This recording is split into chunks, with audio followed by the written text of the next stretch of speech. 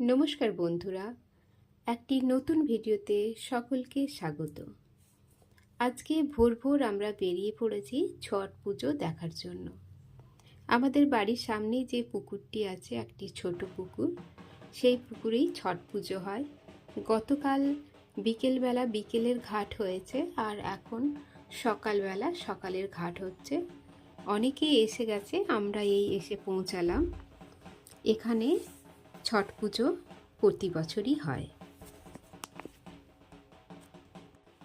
এখানকার পুকুরটি ছোট, তাই কয়েকটি পরিবার মিলেই এই পুকুরে ছট করে।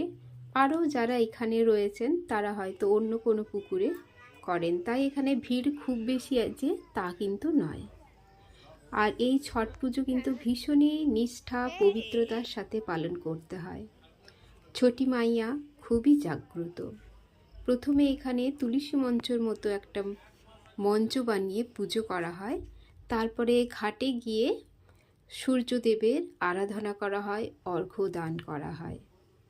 তো আমরা প্রতি বছরই এই পুজো দেখতে আসি, আমাদের ভীষণ ভালো লাগে।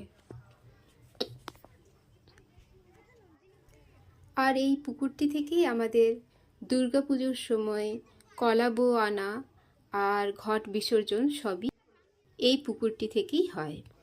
এই পুকুরটির পাশেই রয়েছে কালী মন্দির।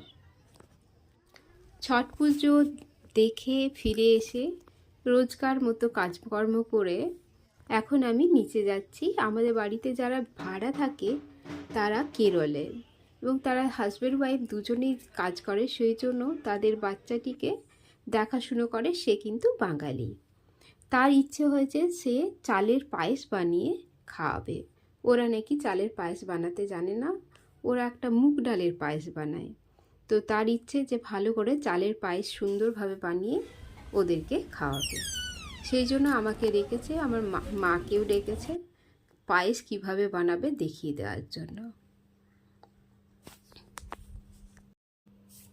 মা আগেই ওকে হেল্প করে দিচ্ছিল, আমি আবার গিয়ে একটু দেখিয়ে দিলাম।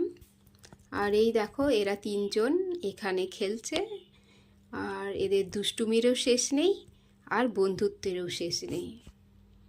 বাস, আজকের ভিডিও এইটুকুই। ভালো লাগলে লাইক, শেয়ার, সাবস্ক্রাইব করো। Thank you.